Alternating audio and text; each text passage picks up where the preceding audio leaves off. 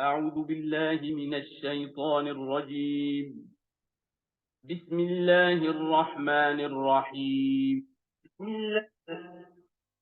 فإن لم يكن له ذو رحلة ترك الوالدان والأختان أو ما ملكت أيمانكم ذلك أدنى ألا تعودوا وآتوا النساء صدقاتهن نحلة فإن طبن لكم عن شيء منه نفسا فكلوه هنيئا مريئا ولا تؤتوا السفهاء أموالكم التي جعل الله لكم قياما وارزقوهم فيها واكسوهم وقولوا لهم قولا معروفا وابتلوا اليتامى حتى إذا بلغوا النكاح فإن آنستم منهم رشدا فادفعوا إليهم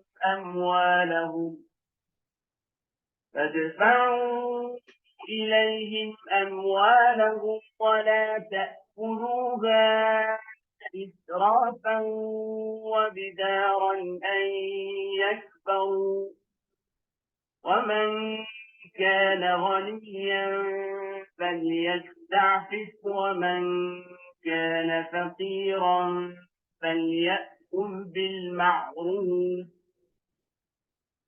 فإذا دفعتم إليهم أموالهم فأشهدوا عليهم وكفى بالله حسيبا للرجال نصيب مما ترك الوالدان والأقربون وللنساء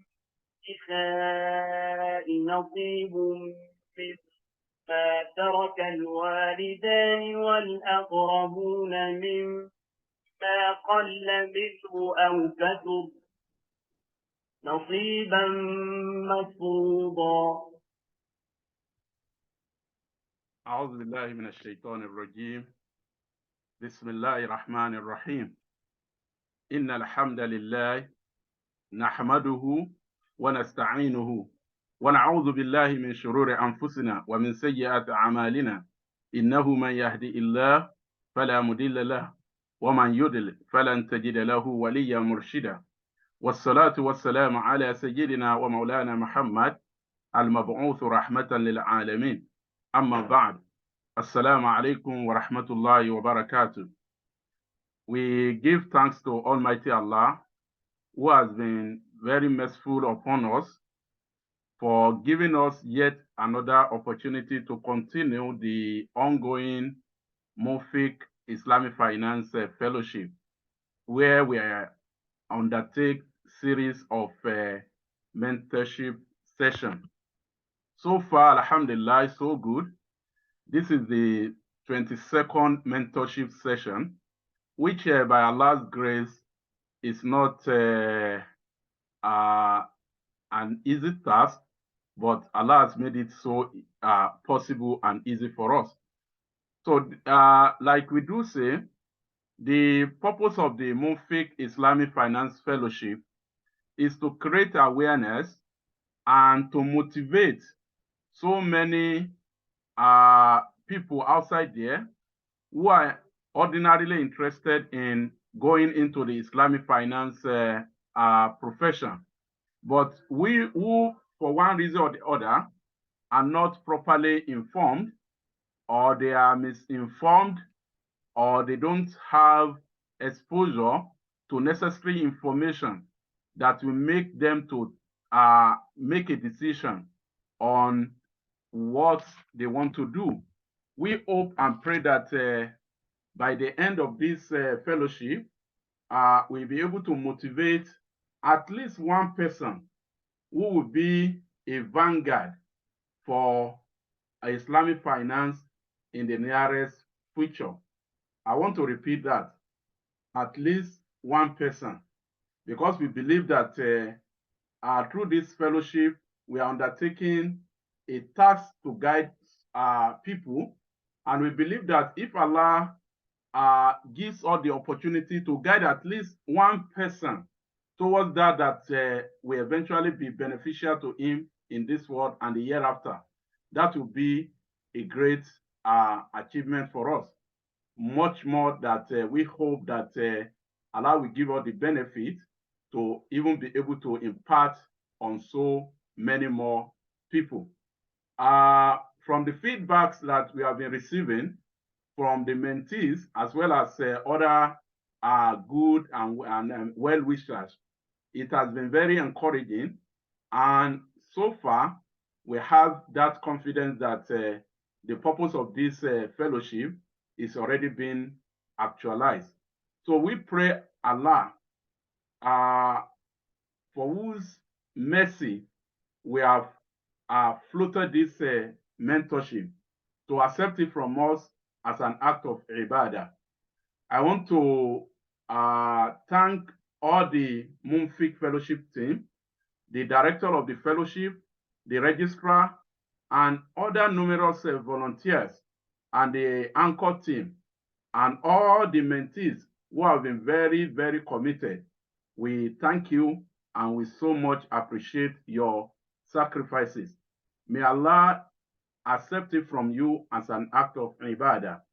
And we pray that in the nearest future, MUNFIQ Academy will become a household name in the Islamic finance education, in the Islamic finance promotion, in the Islamic finance awareness and advocacy. May Allah accept this from us as an act of ibadah. Your host today is Sister Khadija Razak. So I will be handing over to him today. Any moment from now. Today's session is also very important. Unlike previous session that we have had, we have not just brought anybody to come and mentor us on this very important aspect of Muslim life, which has to do with the Islamic inheritance and will-making. Rather, we have been privileged to have an expert whom we can beat our chest for, both within and outside Nigeria. He's not just an academic specialist in Islamic inheritance, but is one of the leading practitioners who knows the in and out of Islamic inheritance, so much that we can call him a kind of a walking Islamic finance. He has written books and articles, both in Arabic and English language, as we are going to see when his profile will soon be read. Is no other person than our respected scholar, our mentor, Dr. Nafiu Ahmad Arikewuyo. Is a man of many roles, and is a respected scholar, is a teacher par excellence, that if you undertake a training under him, you will be trained so much that even without further consulting of more materials, whatever that you have been taught, you will enable you to remember it. So we are so much privileged, and thank him for accepting to be with us today. May Allah subhanahu wa ta'ala reward him abundantly. So inshallah, I hope we are going to have a very fruitful and highly beneficial session this morning. Just before I hand over to Sister Khadija, let me also inform us that inshallah tomorrow we are also going to have our 23rd session, which is going to focus specifically on Islamic finance products and instruments, because this is a very important aspect of Islamic finance education. So, Sister Khadija, it's my pleasure to hand over to you. May Allah make it easy. Jazakumullahu khairan. Assalamu alaikum wa rahmatullahi wa barakatuh.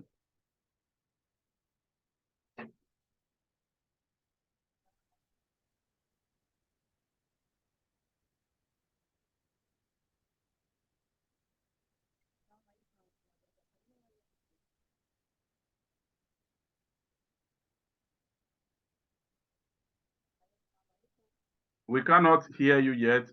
Okay. Okay, can you hear me now, please? Yes, we can hear you very loud and clear. Please proceed. Assalamu alaikum wa rahmatullahi wa barakatuh. Wa alaikum salam wa rahmatullahi wa barakatuh. It's alhamdulillah for giving us the opportunity to be having this section again today.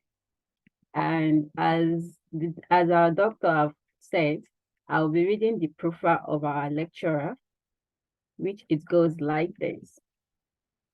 Dr. Nafiu Ahmad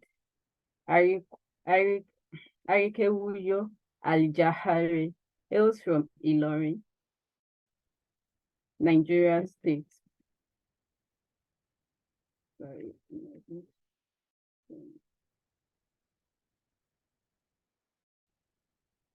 I'm sorry, I don't.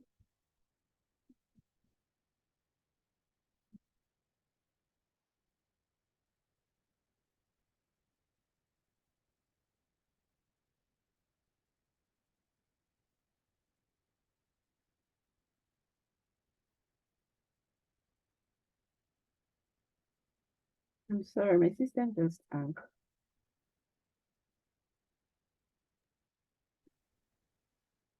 He received his education from Arabic and Islamic Training Center, Markaz, Agege for Idadiya and Thanawiya, certificate in Arabic and Islamic study.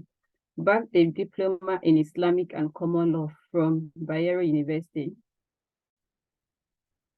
Please, can you all hear me, please? Please, we can hear you. Please go ahead. We can hear you. Okay. Arabic and Islamic study, backed a diploma in Islamic and Common Law from Bayero University, Kano, BA in Islamic study with first class grade from Al-Hikmah University, Ilorin. Master of Art in Islamic study from the University of Ilorin, and PhD from Kwara State University, Malete in 2019. Dr. Jawhari has also obtained postgraduate diploma in education from Al-Hikmah University in 2020. Dr. Nafiu has 16 years experience in the field of Islamic inheritance, which is characterized with active teaching, training, research, and practice. He unilaterally designed the professional certificate in Islamic estate distribution, PCIED, which has been adopted by Al-Hikmah University, Islamic University of Nigeria Republic, and Sahel University, Mali. He has also contributed to the field of Islamic law of succession with more than 10 publications, the most recent in Literalism versus Rationalism in the House of Islam, a case study of Islamic law of succession published by the Department of Fiqh and Usul al-Fiqh, International Islamic University of Malaysia. He is a lecturer at the Department of Islamic Study, Al-Hikmah University, Ilorin. He is also the coordinator of Professional Certificate in Islamic Estate Distribution of University Center of Islamic Heritage. He is the founder and director of At-Taqwa Center for Islamic Wills and Inheritance Execution, with credits of executing over 60 cases of inheritance across the nation. Dr. Arikewuyo is proudly married to 2 wives, and the marriage has for now produced 5 beautiful children. Amazing profile.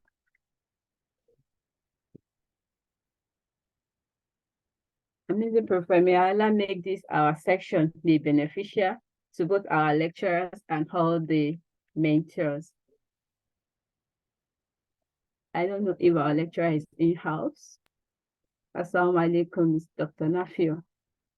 Wa alaikum assalam wa rahmatullahi wa barakatuhu. It's a pleasure to have you, sir. Thank you. Please, can my presentation be projected? Sure, sir. I'll do that now. No. أعوذ بالله من الشيطان الرجيم. بسم الله الرحمن الرحيم. الحمد لله والصلاة والسلام على رسول الله وعلى آله وعلى صحبه وعلى كل من تبع سنته وسلك مسلكه واقتفى أثره إلى يوم الدين. أما بعد, I want to start by commending the effort of Al-MUNFIQ Academy under the auspices of our ever-active Dr. Abdullah Salihu Ishola. I pray Allah subhanahu wa ta'ala to accept all your effort as an act of ibadah and as a means of promoting the cause of Islam in a global world that is very complex in all its ramifications.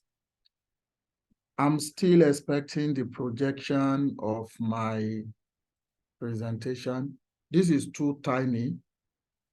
This is too tiny.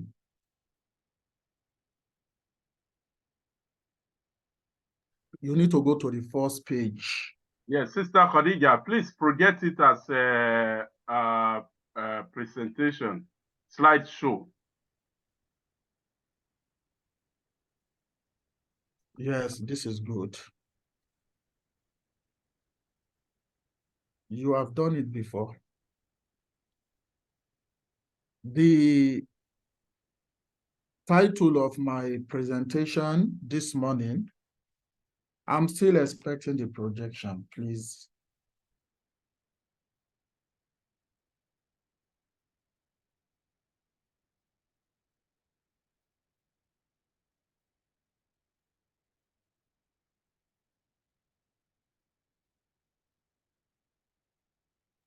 Sorry, I was on mute. I don't know why it stopped sharing. I'm doing that right away. I'm sorry for the delay. Maybe because you are not the host. Yes, you are now the co-host. You should be able to do that. Yes, we will be able to do that. So you can proceed, sir. Why she's now.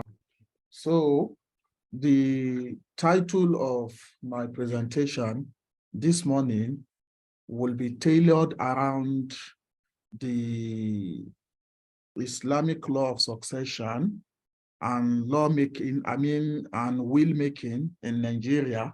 As we want to look the career opportunities that are inherent in these two fields of knowledge. And we will be talking about the requisite skills and qualification for prospective specialist and professional. So the synopsis of this presentation have been divided into 5.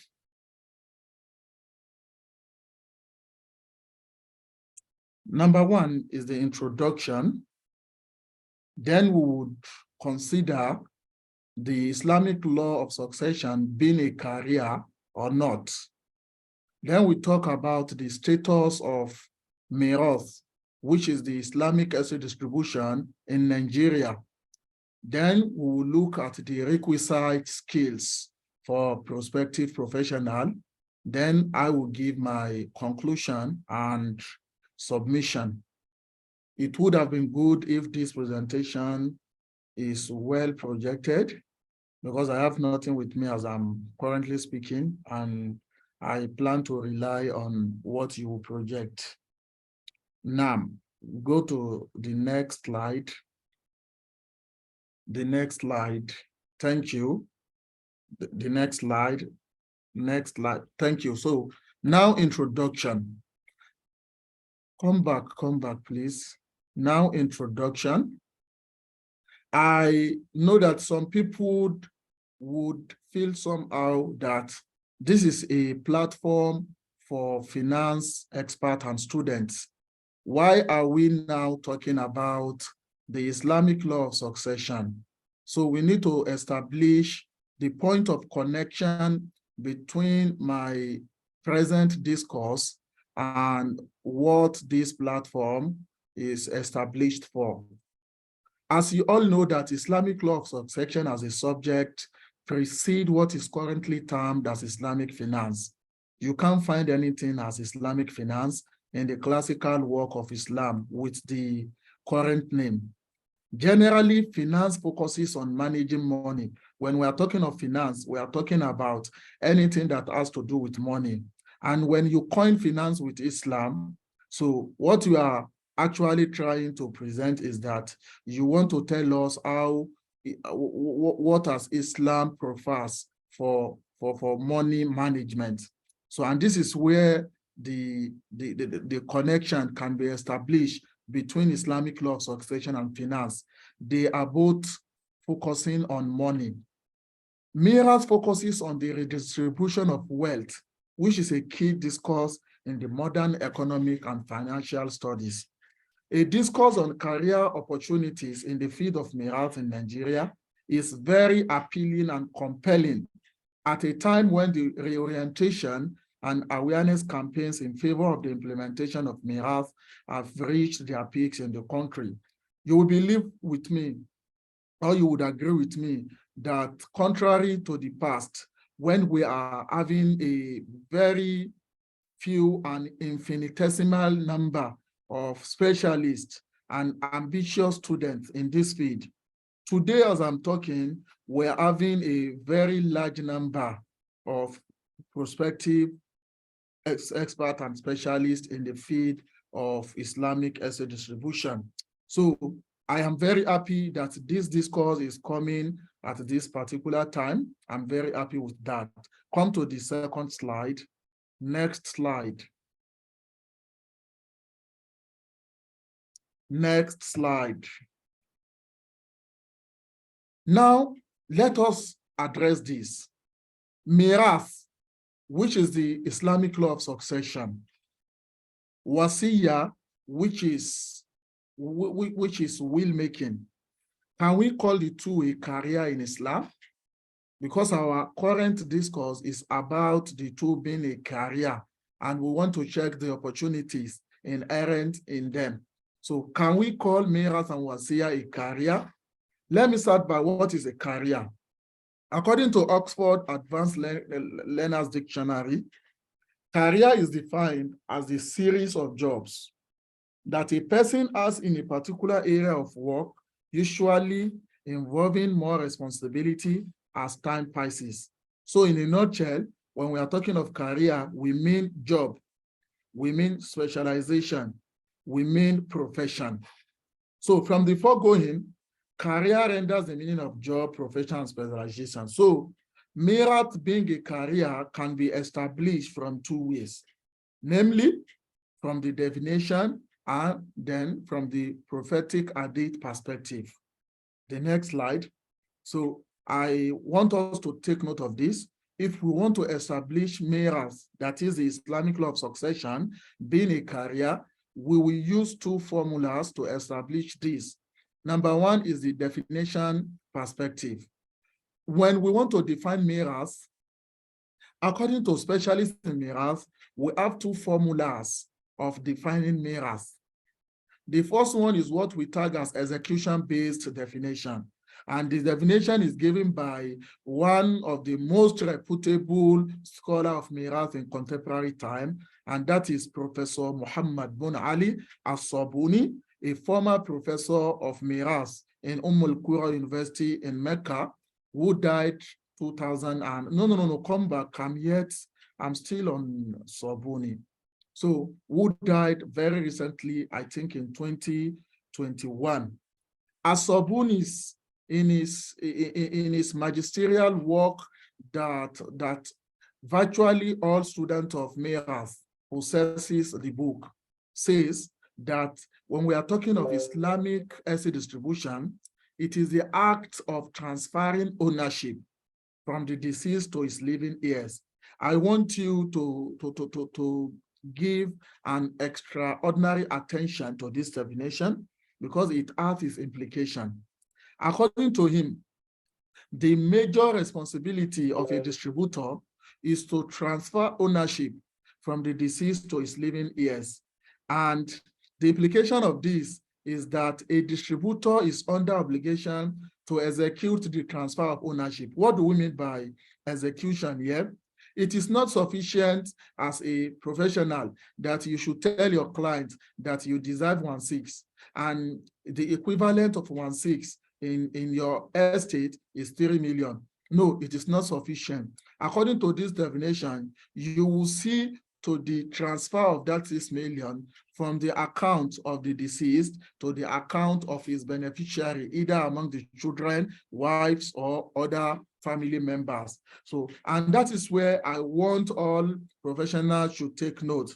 As a professional in Miras, we should ask ourselves, are we distributor or are we executor? A distributor, what matters to him is just to identify the shares of each beneficiary from the estate of their bereaved or deceased. So without bothering about how the share will reach each of the family members.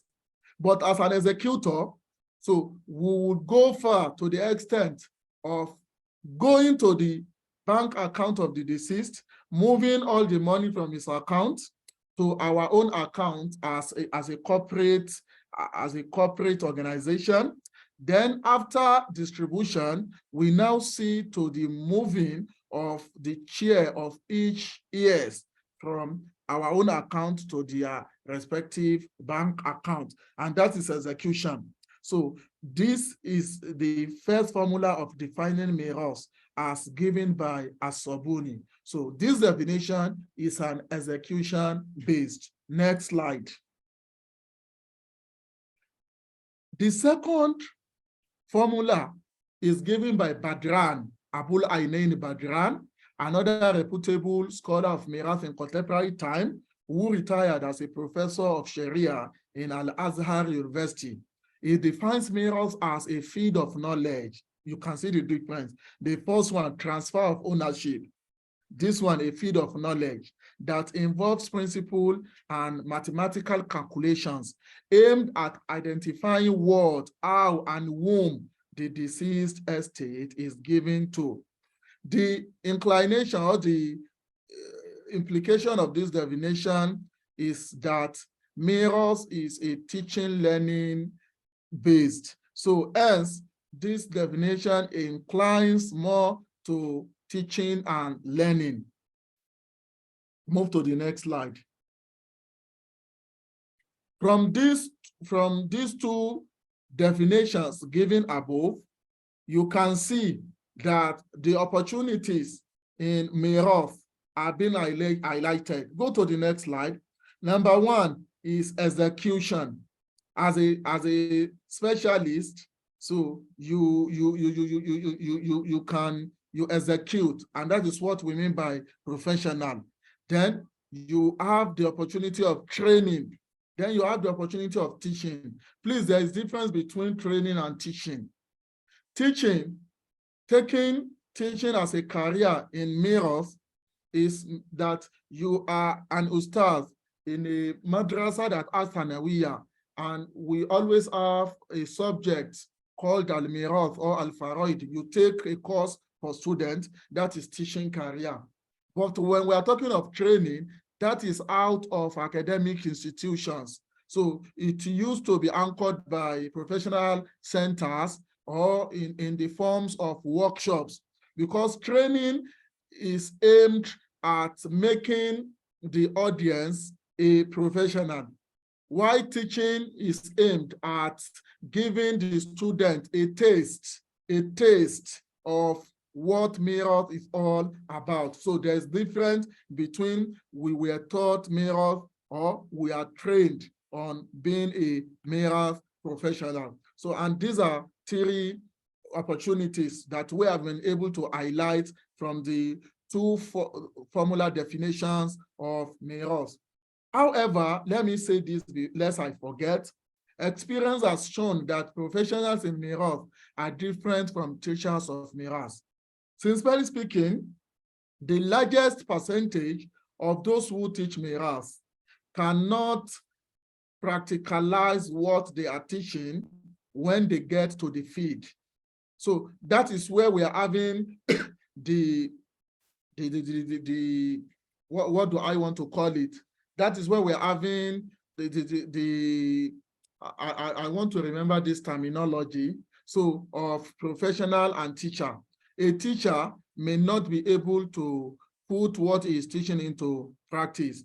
Because in the field, what used to be 1/6 of the estate may end up to be 1/4. What you call half of the estate may end up to be 2/3 or less or more than the fixed share. So then the other perspective, I mean, the second way of establishing mirrors as a career can be deduced from prophetic hadith, which was recorded by Imam Ahmad and Imam Tirmidhi. The prophet was reported to have said, Afradukum Zaidu ibn Thabit, that is, the most vast of you. The you here, the pronoun you here is referring to the companions. It's referring to the companions. So is Zaidu ibn Thabit. No. Go back now. I'm yet to finish that slide. Please go back to leave it like this. I'm still there. No. Yeah, leave it like this. So the most verse of you in Miraf is Zaid ibn Thabit. Based on this hadith, many scholars, including Imam Shafi'i and Imam Rahabi, have adopted the stance of Ibn Thabit in controversial issues concerning inheritance. Why? Because the Prophet Sallallahu Alaihi Wasallam attribute vastly of this knowledge to him. And scholars have used this hadith as as an evidence that mirrors is a profession. So since among the Sahaba, the Prophet used the knowledge to qualify Zaid ibn Thabit. So because of this singular hadith, a very large number of scholars in mirrors, whenever scholars disagree on a particular issue concerning one case in mirrors, they would follow the suite or pattern of Zaid ibn Thabit because of this hadith. So Imam Shafi'i used to do that, and Arabi used to do that. Although scholars such as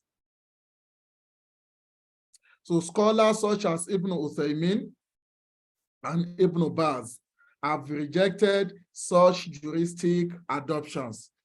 Now let us come to will-making, which is wasiya. Will-making, otherwise known as wasiya, is, according to Ambali 2022, a valid disposition by a living person to take effect after his death of his disposable property. So this is not different from what we know as wasiya in Sharia. The next slide.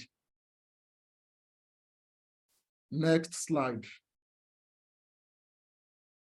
Unlike mirrors where the shares of the beneficiaries would be determined by the distributor, in wasiya, the benefactor, that is the person who is the testator, exclusively gives the beneficiaries what he likes, provided that his action is within the limit of 1/3 and a legal heir is not included. So if these two conditions are met, then the person who does the wasiya is at liberty to do anything he wishes with his 1/3. So in the past, will-making cannot be taken as a career. Why? Because it is the sole duty of the testator. So it cannot be done by a third party as it obtains in the case of miras, because it is a contract that only involves the musi, the testator, musolahu, the person to which will benefit, that is the beneficiary, and the musobi'i, which is the subject of will, can be house, car, or cash. However, in the present time, there is a career opportunity in wasiya for miras practitioners. I want us to consider some opportunities in will-making in contemporary time. Number one, identification of 1/3 in an unspecified set of wealth. Let me explain this. As a miras practitioner, if you want to integrate wasiya to your profession, so one of the areas which I call gray areas that you can really be beneficial for people is this. Number one, someone has a factory, he has a house, he has many cars, he has many landed property. So he has been taught or he has been oriented that you can make advantage of 1/3 in favor of those you wish. So then the problem he is facing is how to identify what constitutes 1/3 in all his property. As a specialist, you can do that for him, that after valuing all your property, so we can identify 1/3 to be this property, this property, this property, coming all together will constitute the 1/3. Number 2, distribution of specified percentage to unspecified beneficiaries. Let me explain this too. Now, the testator, who is the Musi, approaches you and told you that he was able to identify 1/3 by himself. But the problem he is facing now is that this 1/3, he wanted to distribute it to unspecified people, maybe like 15 people. In that 15, some are his friends, some are his family members, some are his teachers. So he used the template of percentage that in this 1/3, I want 5% of this 1/3 to go to this person. So as a mirrors practitioner, you are the one that will highlight all this for him. Then documentation of the exercise. So, you know, in contemporary time, document is very key in anything we are doing. So someone has even done his wasiya by himself. So you can help, you can come in terms of documentation. Then this number 4 is very complex. Distribution of the whole estate before the death of the deceased. And what? I'm not saying it down. Co-host, please help me. You are making this very difficult for me. Distribution of the whole estate before the death of the deceased. No, the same preceding slide page. I didn't see what was written down there. However, let me just explain that. So what we are saying here is this. Another problem that we are facing recently now is this. Someone who is rich, but he has gone for court marriage during his youth age with his wife. He envisaged the problem that will happen after his death, and he wanted to go for Sharia. So this used to happen in Saudi, Kuwait, and other Arabian too. So it is not peculiar to Nigeria or African countries. So in order to forestall the family rancor that would happen after his death, so he wanted to settle everything by himself. So he will now distribute everything, but according to Sharia. So this is where Mira's practitioner will also come in. It is wasiya because he will not give all of them what he has distributed to them. He will not give them in his lifetime. So the transfer of ownership will take effect after his death. And you know that is wasiya. Anything you give someone and is taking effect after your death, that is wasiya. It is not hiba. If it is taking effect during your lifetime, that is hiba. But if it is taking effect after your death, that is wasiya. Now, someone approaches you that, Malam, this is all my assets. Assuming I am dead now, how would it be distributed? You work it out for him, you document. Now, he will now put a phrase or a clause that will present all the document as a wasiya, that after my death, I want this to be read out for them, so as to be sure that what they will be reading will be in tandem with Sharia injunction of miras. So this is another opportunity for will making for miras practitioners. Next slide. Next slide. Status of miras in Nigeria. As a discipline being taught, let us, you see, if we want to diagnose the status of miras in Nigeria, how is miras doing in Nigeria, let us start as a discipline being taught. Today in Nigeria, mirrors as a subject being taught in the university classes, at least across 30 universities from the Department of Islamic Law, Religions, and Islamic Studies. So we have almost 30 universities currently in Nigeria where mirrors is being taught as a course for a semester. In other universities, 2 semesters. Also, we have almost 200 centers of Arabic and Islamic studies, that is madrasa, that mirrors is being taken as a murder, as a subject. So probably in SS3, Al-Fasilu Salisu Al-Thanawi. But when we are talking of practice, this is where we have more to do. We can divide all the states in Nigeria into 3 when we are talking about the practice of mirrors in various states. Number 1 is those states we call 12 Sharia states in Nigeria. We have 12 states in Nigeria, which are 12. In these states, Sharia are allowed to be fully implemented without any restriction or limitation.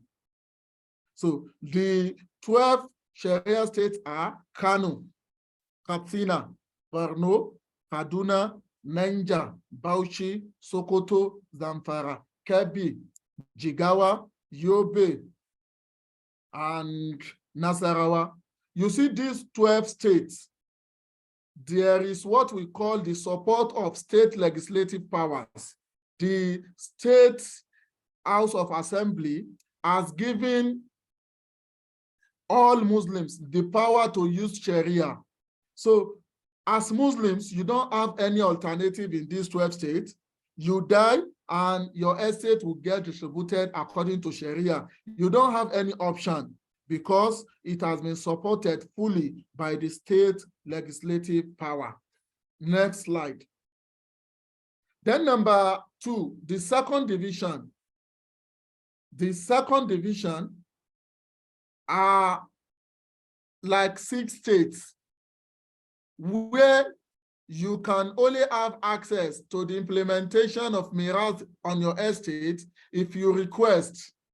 You are the one that will request for it through their state Sharia Court of Appeal. So these 6 states are Kwara, Kogi, FCT, Adamawa, Taraba, and Gombe. So you are not fully supported by the state legislation, so to say. But if you are also supported that if you request, so your estate should not be distributed according to other than Sharia. Then we now have 17 states from the southern part of the country, and Plateau and Borno and Benue from the north central, which are hostile to the implementation of Sharia, including mirrors. Why? Because there is no any state legislative support regarding that. So you may do it informally. You may approach some scholars, you may approach your imam, but that is informal. So whereas in the second category and the first category, your distribution of estate has formal picture because the court can take it as a job for you. So as informal arrangement remains the only platform. In a nutshell, we can say that generally the practice of mirrors is encouraging in the north because of the state legislative encouragement than the south. So this is the current status of mirror implementation in Nigeria. The next slide. Next slide.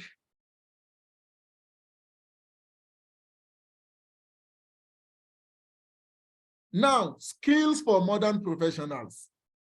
Now, for those who are in the South, I must say this, we need to work hard on the southern part of Nigeria, we Muslims, as far as mirrors is concerned. Where we need to work hard can be divided into 2. Number 1, if we can attain state legislative support, but if we are not able to do that, which will be very difficult though, We need to work on the informal sector. How do we increase the number of specialists in the South?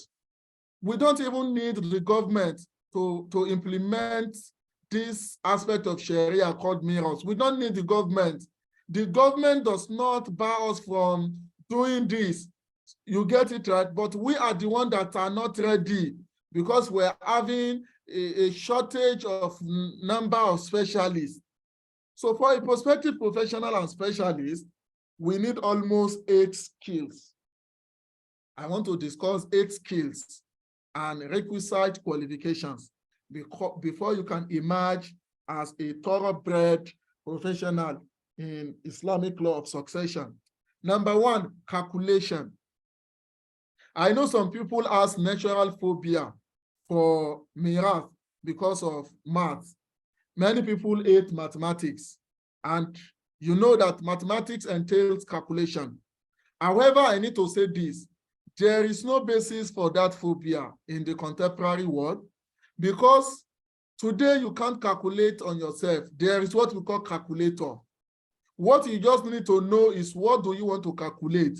If you are ignorant about what you want to calculate, it is what you type in the calculator that the calculator will give you as a result. So what you just need to do is what are you calculating? But the calculation as a job, you are not the person that will do it again. So we are now in a technology influenced global world. So you don't need to bother yourself about math. So you don't do it yourself. Calculator will do it for you. Just master what you want to calculate.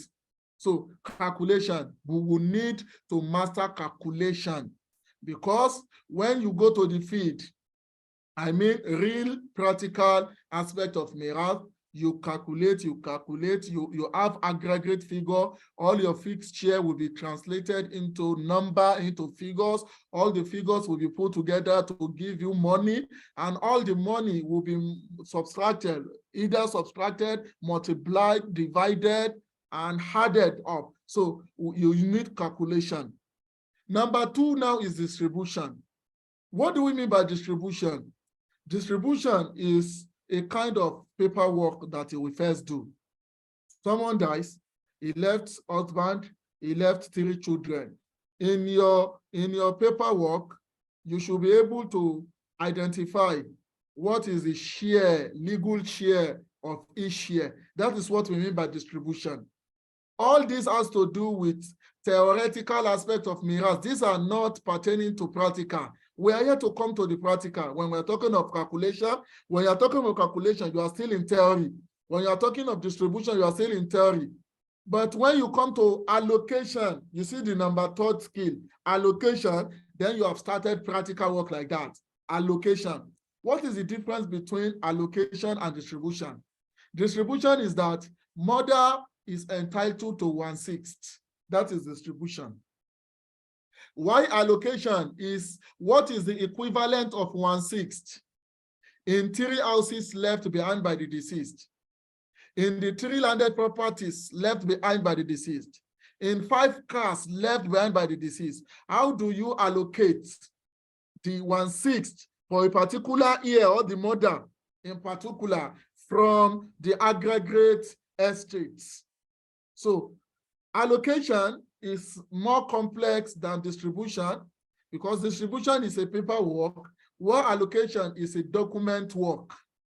So you can get it like that. So allocation is a bit difficult than distribution because no one will hold you liable for making a mistake in distribution, but people will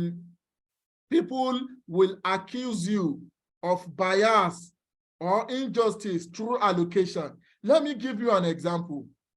You are not the one that will tell us that mother deserves 1/6. Everybody have access to that in the Quran. You are not the one that will give daughter when she is alone in a particular case to give her half of the estate. You are not the one that says that. It is the Quran. But allocation, you are the one that will do allocation, not the Quran, not the Hadith. So no one can hold you liable in distribution, but you will be held accountable by people in allocation. Anyone can accuse you that, no, this man, why did he give Hafsa a house in GRA? You now give me a house in Okolowo. That is in allocation. So that is why you need to be very careful in allocation, because there is a principle who will say that distribution is textual based. Distribution is textual based. What is the meaning of that? That is, the person that will determine distribution is the textual evidences from the Quran and Sunnah. So no one will point an accusing finger to you on distribution. But allocation is individually based. You are the one that will determine allocation. If you want to follow your whims, or you are biased, or you have interest in the case you are handling, then there is a fertile ground to perpetrate injustice and bias against particular years in the given asset distribution. Then we come to valuation. As a professional, you shouldn't take valuation with hand of levity.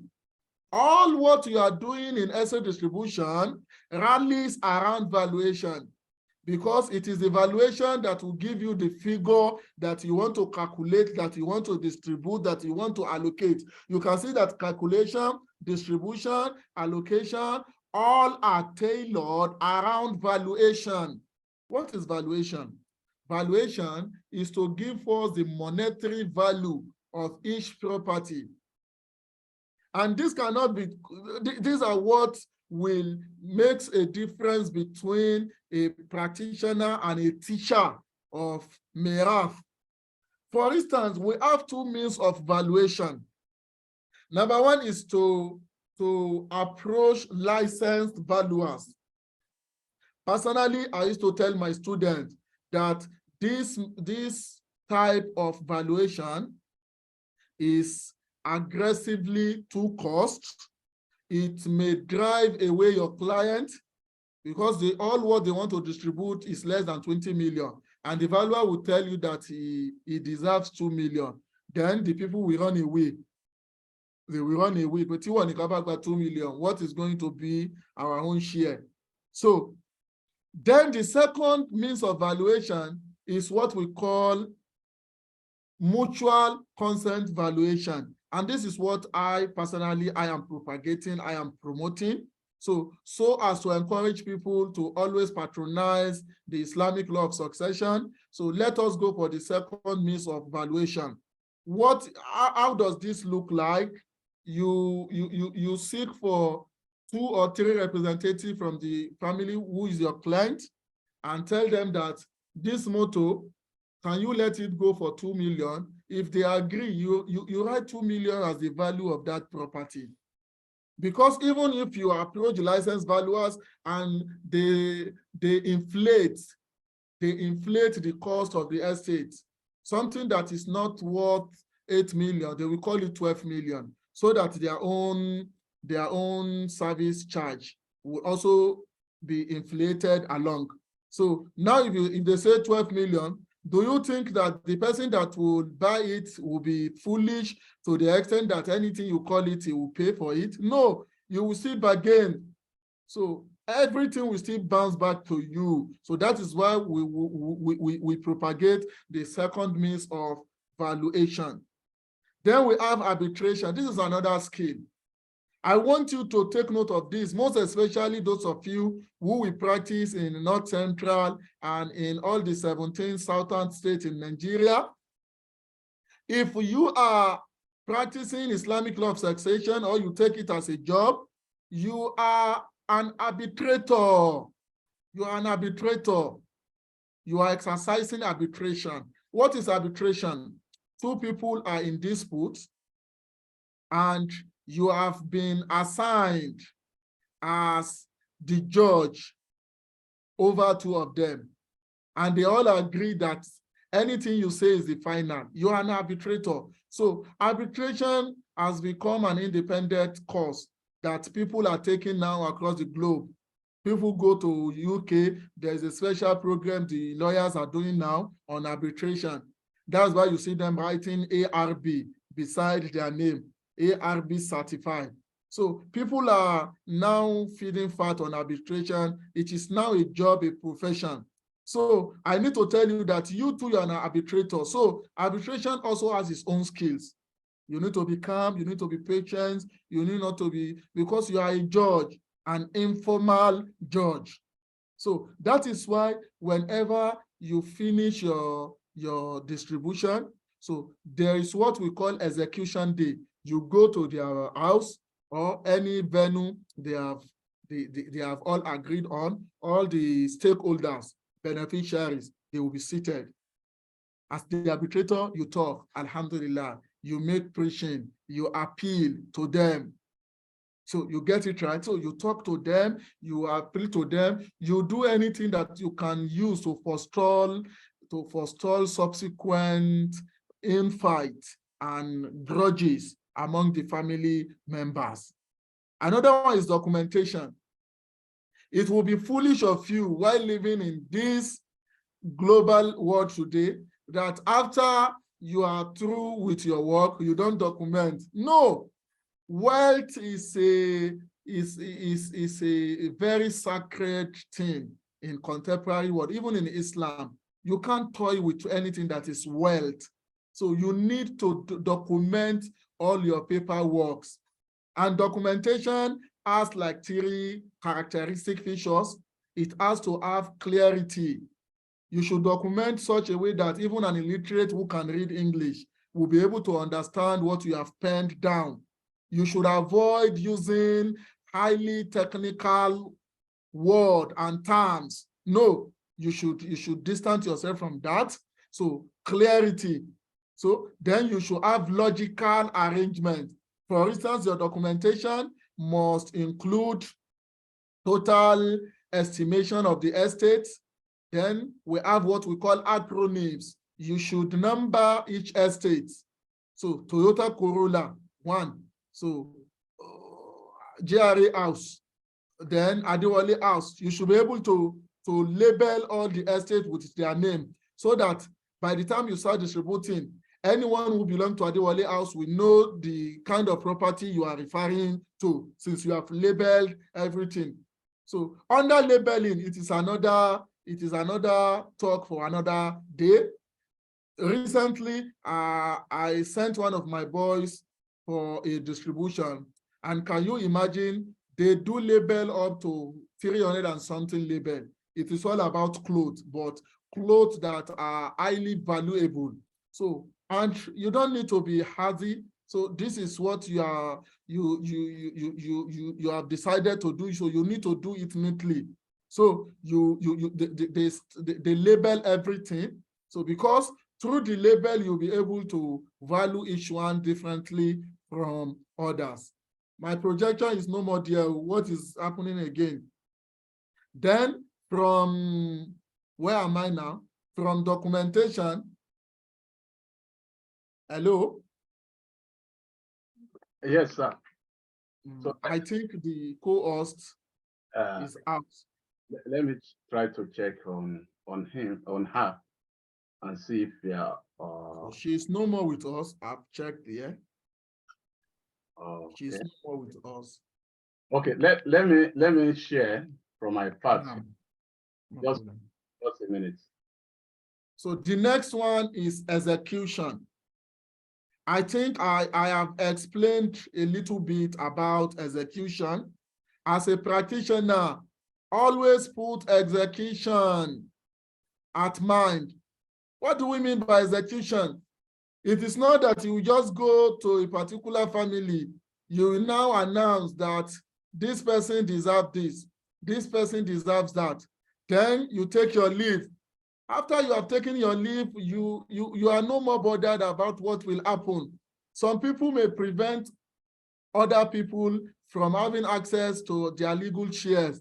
So execution is that you should see that the person you gave 200,000, that 200,000 has been transferred to him. before taking your leave or after taking your leave. Let me give you an example of execution. Recently, I went for a distribution. I have transferred all the money in question to our corporate account. So after reading out the document and everyone are assigned, so what do? Immediately and instantly, we started the transfer. This person who deserves 500,000 say, I've received the alert, alhamdulillah. The person who deserves 300,000 say, I've received the alert, alhamdulillah. So you do that as much as possible. That is execution. So because with execution, you can be able to say that the exercise has reached the concluding stage. Without execution, there may be more to the issue, because after taking your leave, you don't know what will happen again. So, and your job is that everyone should not be a subject of oppression, that everyone takes what he or she deserves. That is execution for you. However, for you to be an executor, so you will need an extra mile in your career. You will need an extra mile to your career. You have to register with the CAC and others, which Dr. Ishola will train you for later on. Then the last but not the least, confidentiality. What do we mean by confidentiality? Anyone who is dealing with the wealth of people, you have to make it confidential. You shouldn't be in position of taking pride by what you have done, telling people that I'm a secretary. No. In fact, let me tell you this. In the history of my career, we used to have set of clients that will tell you that it is because of the secrecy and privacy that they have refused to go to the Sharia Court of Appeal. They don't want the public to be privy to the estate of their deceased, maybe because he is a public servant, and they don't want the public to be aware of what he has garnered while as a civil servant. So what they want is that you should distribute everything. They don't want to invite anyone among their families, only the wife and her children. So, and any two people on your own side. So you should just do it and finish everything. Is that type of distribution you will now go out and tell people that we have distributed the estate of someone? No, confidentiality. So this confidentiality has to be displayed in many areas. Number one, you don't expose what someone gets to another people who are not stakeholders in the distribution. You don't tell people. It should be secret, it should be private. So number two is that you don't use them as a case study in other fora. And that is why in many of our works, books, so we just change the name and we leave the document content to train people, but we change the name. So many of the samples we used to give in our practical works, it is works that we have done, that we have concluded, but we change the name so as people will not be privy to the affairs of others. So confidentiality is a key. So please, as a professional, so I want you to know this, that when you are dealing with people, you should make it confidential. Conclusion. Now, next slide. I want to read my conclusion verbatim. From the foregoing discussion, it is obvious that the requisite skills of mirrors practitioners in contemporary time are not only complex, they are much daunting. Hence, a profession with multidisciplinary status like mirrors cannot be reduced to being merely a religious duty. It is also a mundane affair in which Islam is not opposed to the compensation of the service providers. You can see all things you will do. You will be the valuer, you will be the executor, you will be the distributor. So you use your IQ. It is not easy. So at this juncture, I would like to give a sound of warning to some opportunists who are yet to attain the aforementioned skills, but are desperate of becoming millionaire through the wealth of the deceased. Quran 2 verse 188, وَلَا تَأْكُلُوا أَمْوَالَكُمْ بَيْنَكُمْ بِالْبَاطِلِ, and Quran 4:29 are very opposite to their manipulation. Next slide. Next slide.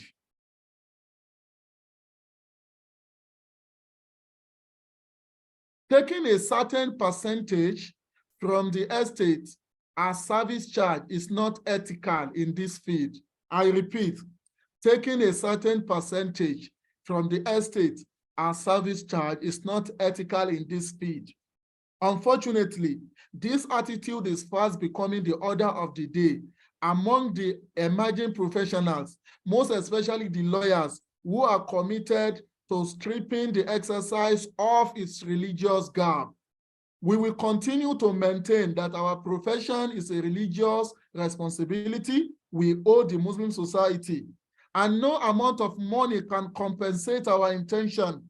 The little stipend given to us should be taken as an encouragement from the society towards the sustenance of our efforts. You can be given service charge, but not in form of percentage. Percentage has been given by Allah to only the legal beneficiaries, the heir, the stakeholders in the mirrors.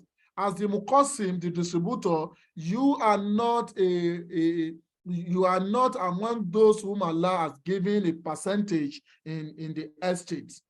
It is also apparent from our discussion that, I'm here to finish with that. It is also apparent from our discussion that a noble profession like Miraf should have a regulatory body. Hence, the International Association of Professionals in Islamic Distribution, IAPED, is in the pipeline with its headquarters to be domiciled in a Nigerian university. When fully inaugurated, the association will start conducting qualifying exams for prospective professionals. Thanks for listening. هذا وصلى الله على سيدنا محمد وعلى آله وصحبه وسلم.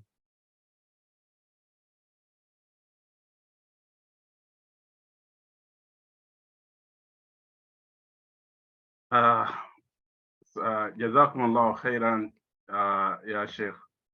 We thank you so much for this very... Thanks for the brief.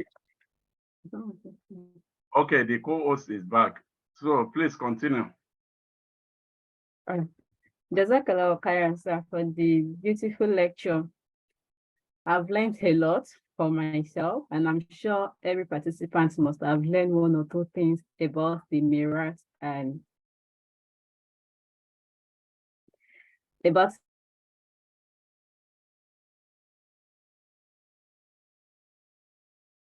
Mirat in general. Well, yes, I've not really come into this particular sector before, but with this lecture, it has really broadened my knowledge in what we're supposed to be doing in this field, in terms of being how to distribute this, how to distribute the wealth and the ethical value that we're supposed to put in it. So I don't know if any mentor is in-house that can contribute. Doctor, before we ask questions from the group. Okay, thank you very much. As I was saying, we want to thank our Dr. Moses sincerely for this very thought-provoking mentorship session. This is one of the areas that I'm so passionate about, and like him, I also get worried concerning some unethical, he call it, practices which lawyers are introducing into the Mirath practice. It is very sad that sometime in 2013, we are able to secure a judgment from the High Court where we challenge the among others, the issuance of letters of administration by the High Court in respect of Muslim estate.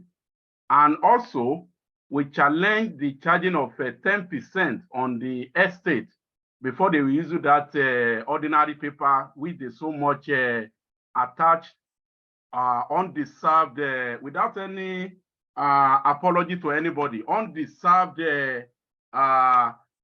honor and recognition to, which they call letters of administration. Imagine just because somebody wants to get letters of administration, you're asking to pay 10% under the guise of generating income for the government.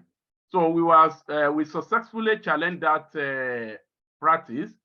And unfortunately, after we got the judgment, the lawyers now took the advantage of even getting what we challenged the government upon.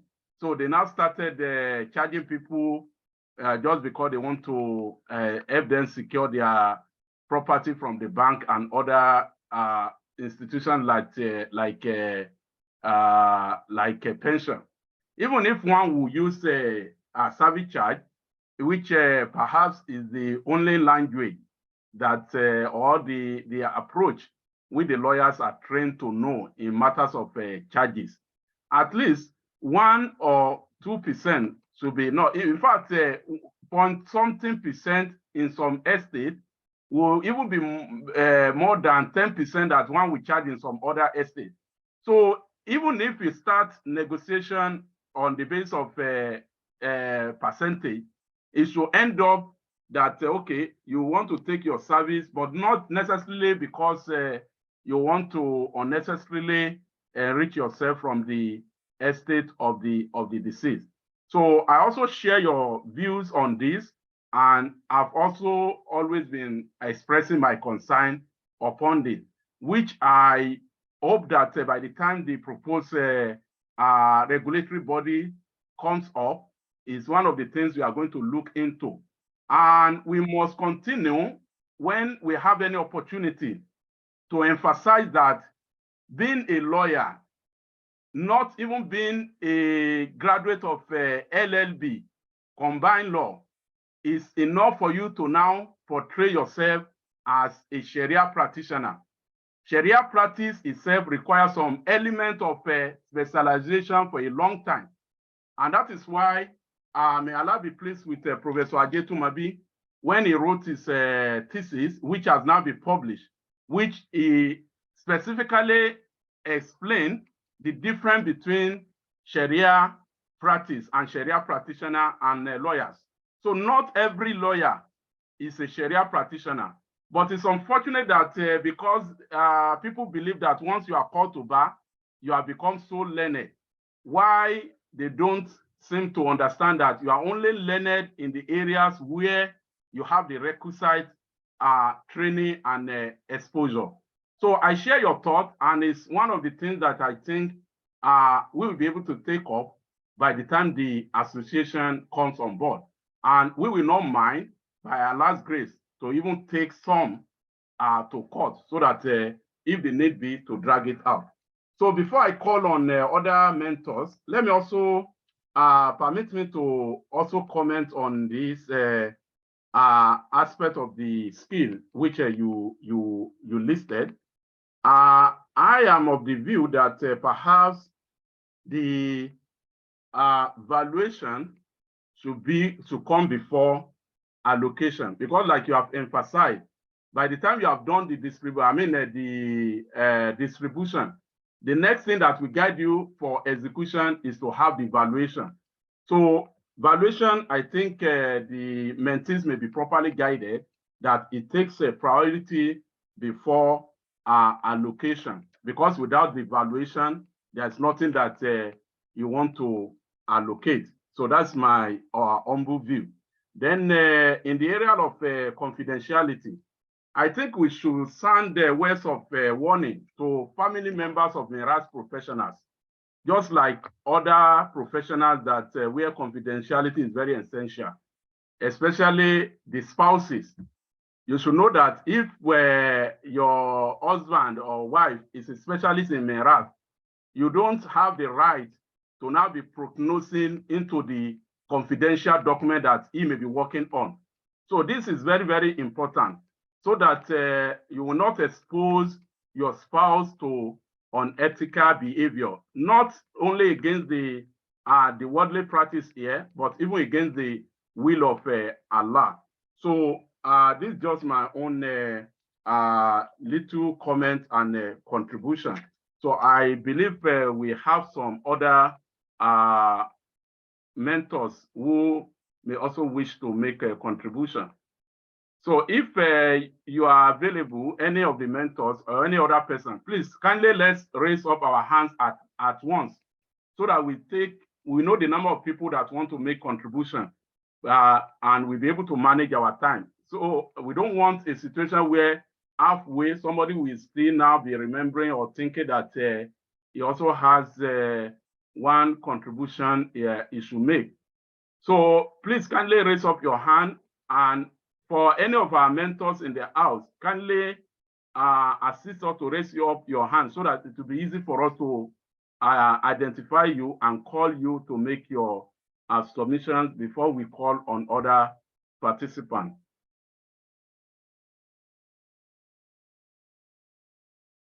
Okay, let me call on Alimi Usman Adekule. You can unmute yourself.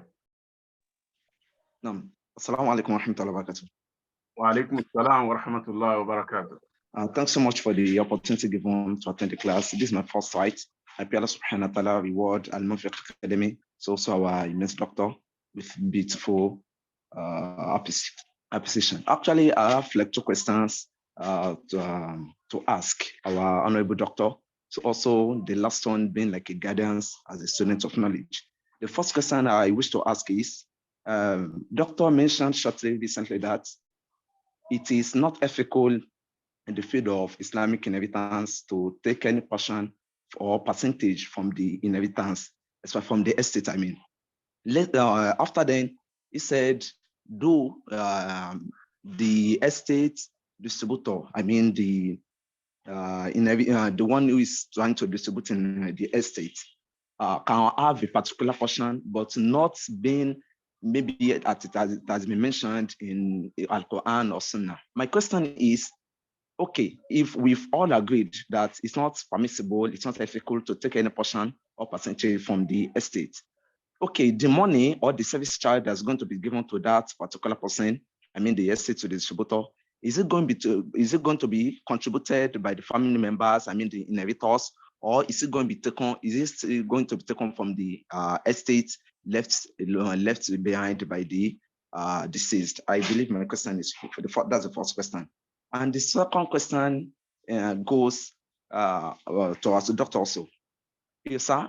What we've taught us among the topics in inheritance, Islamic inheritance, I mean, we have some topics that I don't know, being a student of knowledge, they were somehow hold. Example, let's say we have Hamlu, the Islamic inheritance of pregnancy, so also Khunfa Mushkil. All these ones I lately heard from a particular sheikh of ours that is it okay? I wish to just make like a question. Is it permissible in Islam to diverse from those topics, maybe by using our recent technological process to give answer to a particular mas'ala that comes in that form?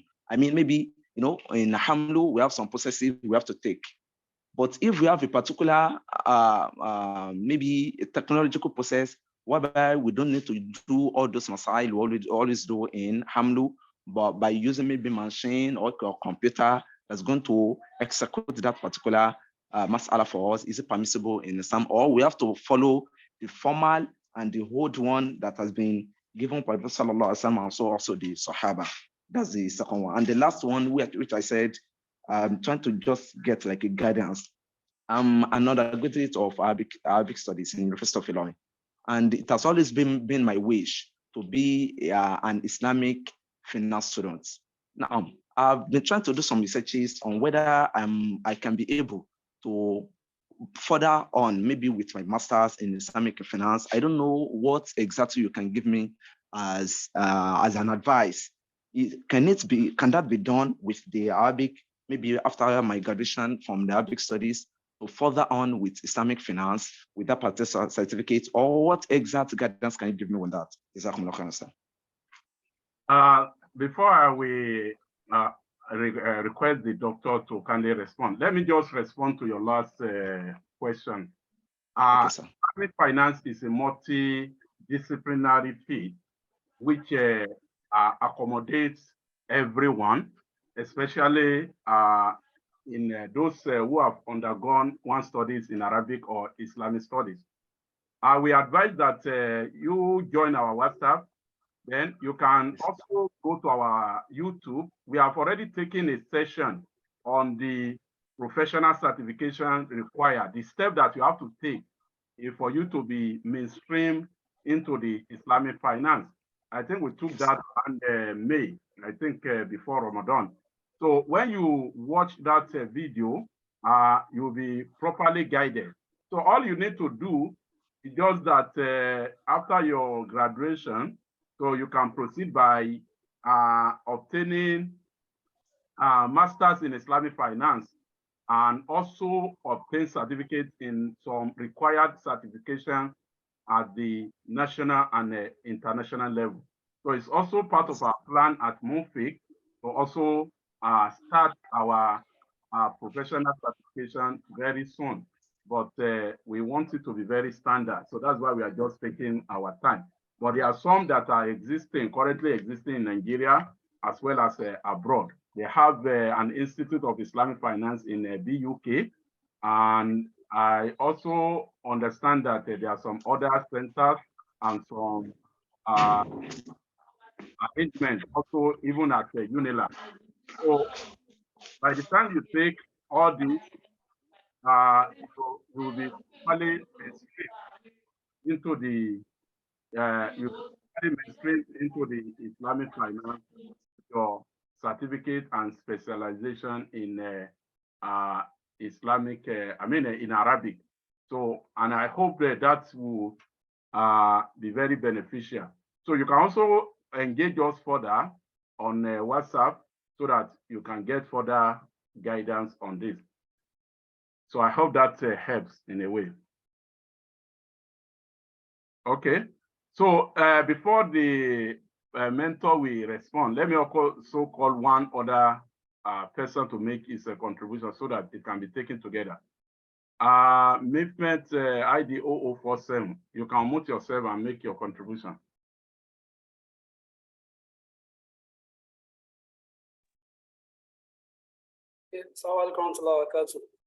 Wa alaikum salam wa rahmatullahi wa barakatuh.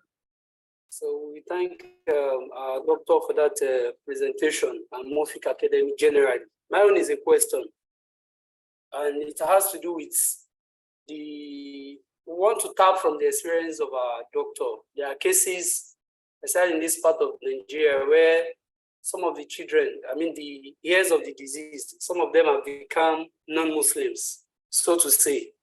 And those of them who have become non-Muslims are people who has a lot of weight in the family, such that there's nothing you can do without them.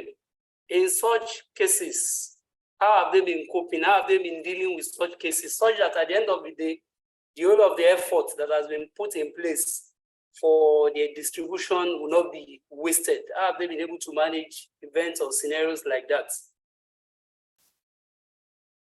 Okay, thank you very much. Nuruddin Olaleye, please make your contribution, and thereafter, Doctor will respond.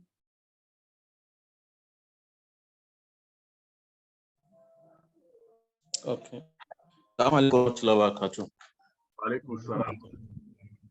Yes, I want to sincerely appreciate my teacher and mentor, Dr. Al-Jawhari. I actually trained under him as an Islamic estate distributor. Yes, my question is specifically related to those of us that are in the South. I'm in Abeokuta, Ogun State, where the issue of legislation, which he mentioned earlier, actually applies to us. Generally in the South, there is no legislation that permits mirath in Islamic law, the practice of that. So we have that challenge. But he gave a leeway when he said that we can make a will. So on the basis or on the principles of Islamic law of inheritance. So that is a leeway. But my question now is that in the event of conflict, which court will have jurisdiction to adjudicate where there is dispute in the distribution of estate between heirs after the demise of the deceased? So like we know that Sharia court is not in place in the South generally. So which court will have jurisdiction in the event of conflict, as it does happens in matters of will making? There are bound to be conflicts sometimes where estate is disputed under Islamic law in the South, and there is conflict at the end of the day. Which court do we go? How do we address that? Thank you very much, sir.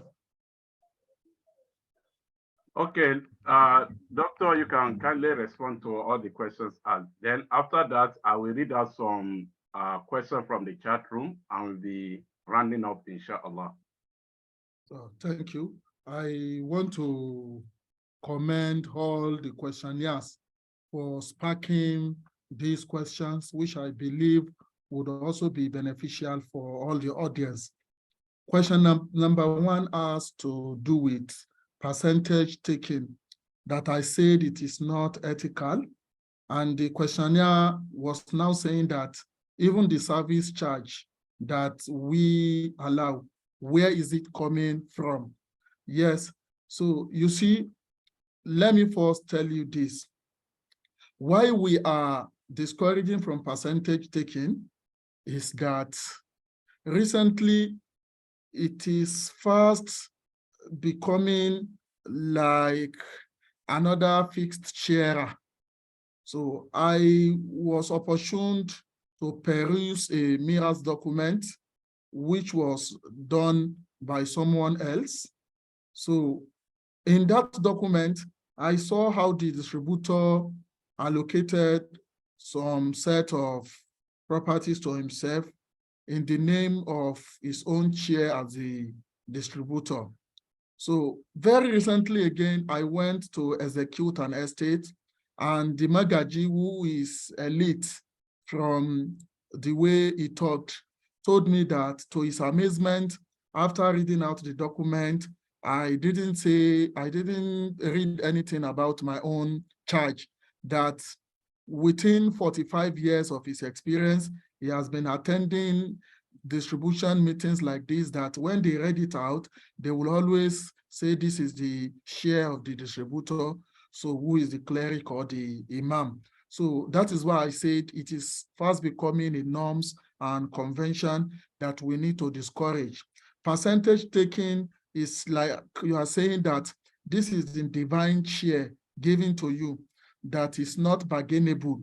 Why service charge is that you all attest that I went out for valuation, I did documentation, I also fuel my cars because of you. I committed some of my times to your work. So I think I deserve this. That will not be aggressive and subject to bargain. So you see, for me, the way I operate is this.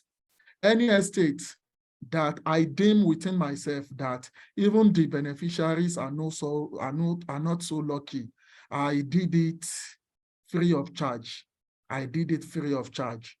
But when I distribute a particular estate that I see that, alhamdulillah, even the beneficiaries will know that Allah has really blessed them through the death of their family member. So then I won't be shy to also say that I have invested much time and energy on this document. So this is what I want to take, and I won't drag it long with them. So if they are not okay or they pay anything, what I am just sure is that I won't allow you to go because you are not comfortable with service charge. I won't allow you to go. Even you insist that you are not paying anything, wallahi, we will still execute it, because what matters is the implementation of Sharia. وَمَنْ لَمْ يَحْكُمْ بِمَا أَنزَلَ اللَّهُ فَأُولَٰئِكَ هُمُ الْفَاسِقُونَ فَأُولَٰئِكَ هُمُ الْكَافِرُونَ فَأُولَٰئِكَ هُمُ الظَّالِمُونَ. You all know those verses. So you may take your service charge. So, but where is the service charge coming from? Yes, before you execute an estate, you discuss about service charge. It is also allowed that after that you discuss. But from personal experience, don't discuss after everything has been concluded. You won't be able to claim that privilege again. So always try to bargain about your service charge before going for execution. And if they agree, they should alert you before you come. Having done that, you should know that what they have used to pay you is not coming from the estate itself. So that is what we are propagating. Not that what they will give you should now come from the estate. And what is the evidence prohibiting us from this? It is the hadith of Prophet Sallallahu Alaihi Wasallam that prohibit the animal slaughterer.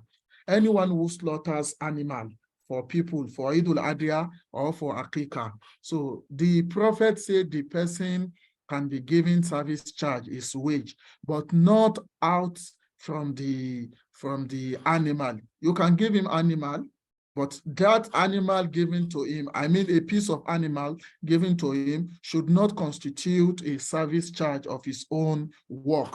So that is the evidence. Then question number 2. So someone talk about pregnancy and hermaphrodite. So, and using the technological advancement in their favor. I'm totally in agreement with your suggestion, and this is what we also have been promoting. So for Hamlu, for instance, as you all know, that all other scholars, apart from the Malikiya, opine that it can be distributed, not waiting for the woman to deliver of the baby. But the Malikiya insisted that it is after the deliverance, so that we will be quite assured of the gender of the baby. So, however, with the introduction of new technological aid, so I think we can do without all this. We can do without all this. The same thing applies with Khunsa, Mushkil. And don't forget that technological aids of nowadays take the place of Qat'iyya, not Zaniyya. It is a clear evidence now. It is not a presumptive evidence. It is because when these technologies started to rear its head, it was given a place of presumptive evidence. So reason why our scholars will not go for it. But now, so I don't have any iota of doubt that technological advancement has reached the zenith such that it has assumed the position of clear evidence, al-Qat'iyya. So we can go for it, inshallah. So another question is non-Muslim children. How do we deal with them? Well, I think this question will not be inconsistent, because children who are non-Muslim will not even approach you to come and implement Islamic law of succession. So, but what you should have said is that if it happens that a child, a particular child is a non-Muslim, and the child has a paperweight, has a weight in the family. So do we ignore him?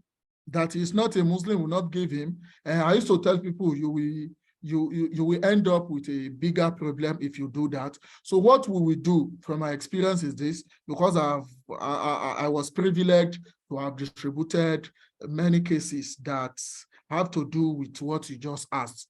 So if it happens we have a non-Muslim as a legal heir, what we will do is that if the person has a weight, as you have rightly said, so, or if we want to stick with the strict provisions of Sharia, which denies him, so what will happen will be worse than even distributing. So what we'll do is this: it is allowed to do hiba.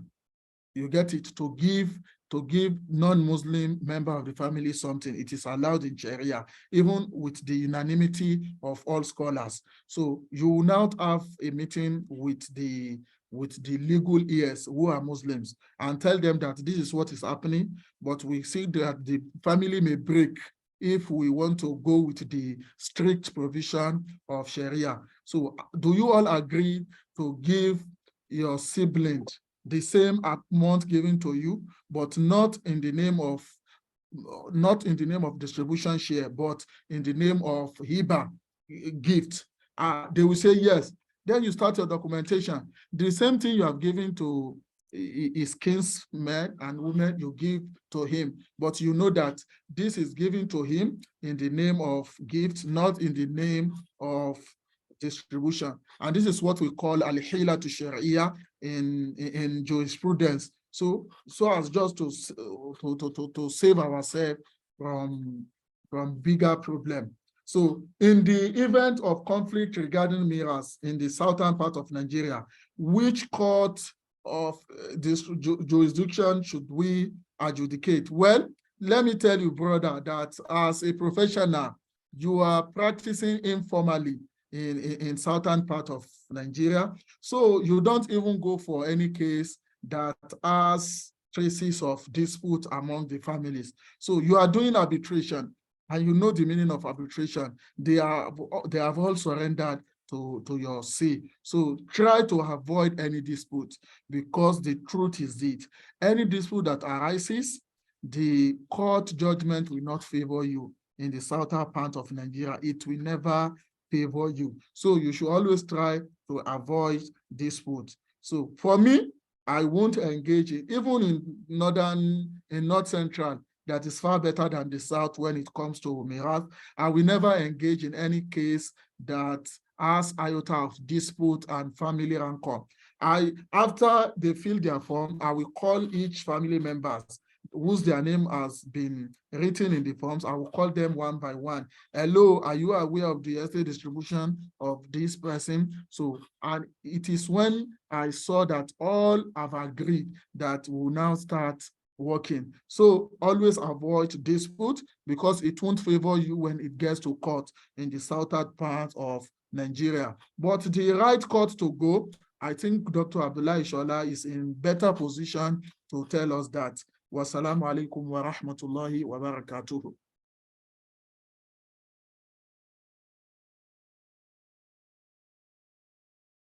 Wa alaikum assalam wa rahmatullahi wa barakatuh. Jazakumullahu khairan. Let me just, there are some similar questions to that of the jurisdiction of the court. So maybe I'll just give some clarifications on them. And let me start from where Dr. stopped. I think in the southern part of the country, for those who are Merath professionals, you may need to be better organized as an arbitrator, as he has said, in terms of doing your paperwork to really show that arbitration, for instance, in Lagos State, there is arbitration law. So you may need to understudy that arbitration law very well, so that whatever you are doing, you will be able to bring it under that arbitration for the purpose of enforcement in case where the dispute arises. And in that regard, it will be that you want to enforce arbitration, Islamic arbitration, but under the cover of the arbitration law. And the proper court in that regard is the High Court, as it has been stipulated in the arbitration law, if I'm not mistaken. So that's just one option. Then somebody talk about the judgment that I mentioned. Inshallah, after this program, we have always been sharing it wide and very well. So I will share it again on our platform for the benefit of those who may also need it. And there's also a question that how have we been able to assist the beneficiary of the wealth, especially when the deceased has money in a commercial bank and the exact amount is unknown to them, while the huge 10% that conventional lawyers through the court of law are reaping from families un-Islamically. So that is the benefit of that judgment that I talk about. So through that judgment, it's now possible in Kwara State for you to approach the area court that sits on Islamic law matters, and necessary procedures will be followed. You apply to the court. If you don't know the amount in the bank, part of your prayer would be that the court should direct the bank to bring a statement of account to show that this also amount is what is standing in the account of the deceased, and also for such to be paid into the designated account for onward distribution and execution to the legal heirs. So what you need to do, of course, you will need to have a lawyer handle this for you, and it must be that all the heirs, the legal heirs in accordance with Islamic law, will be the parties to that application, so that the court will be sure that it's not just some people coming up to frame something. And also, there must be evidence that the deceased is actually dead and all that. So all the necessary documentation will be done in that account. And I hope this also answered the question that how does the Miras practitioner get to move the money of the deceased to his account without letters of administration? So that is how we do it. Because in that judgment, what we challenged was the issuance of letters of administration in respect of the property of a deceased Muslim. So I hope this has addressed those concerns raised in the chat box. I hope I've not left out anyone. So, okay.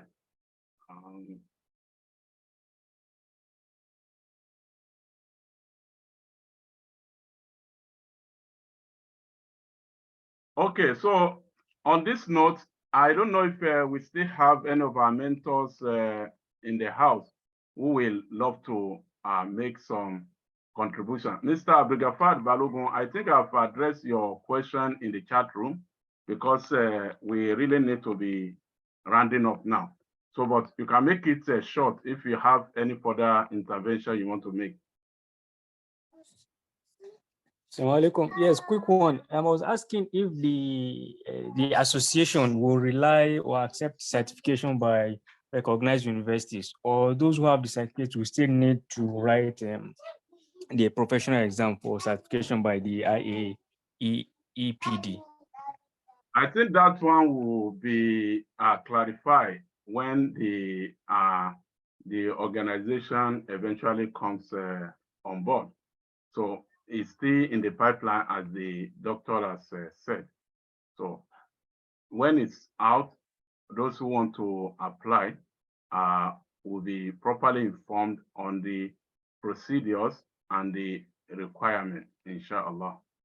So on this note, let me call on our fellowship registrar, Sister Rahimat Abdulkarim, to express a vote of thanks to the mentor and also give closing remarks.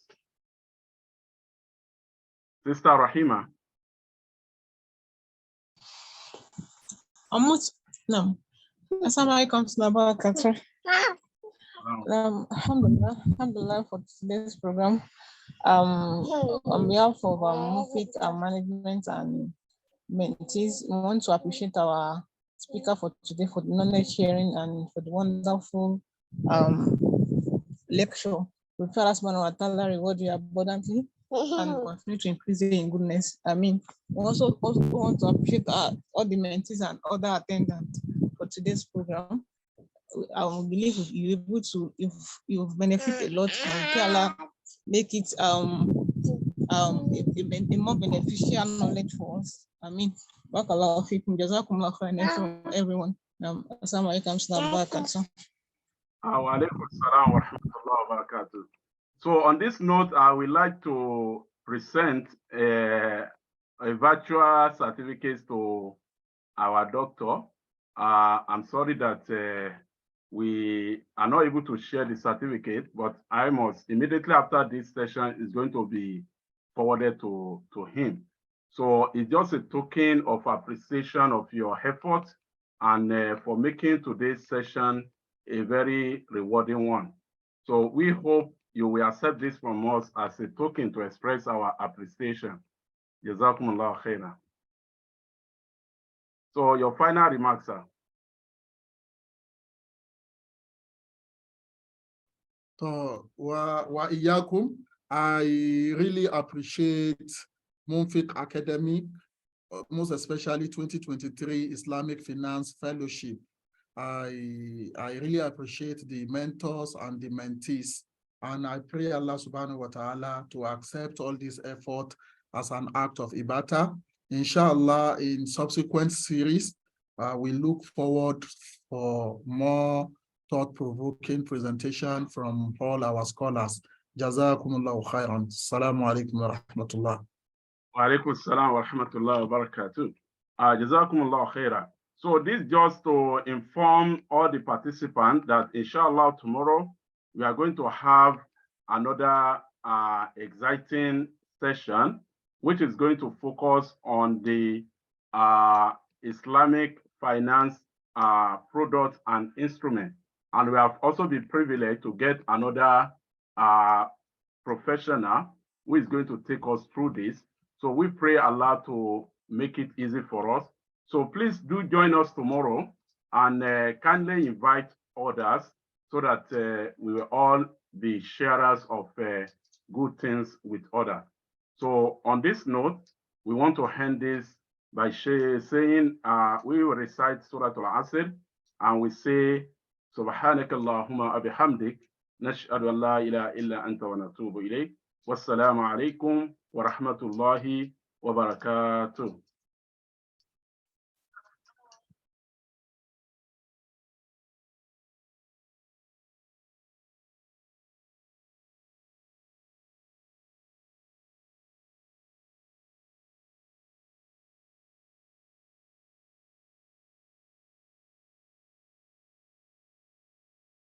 الرحيم والعصر إن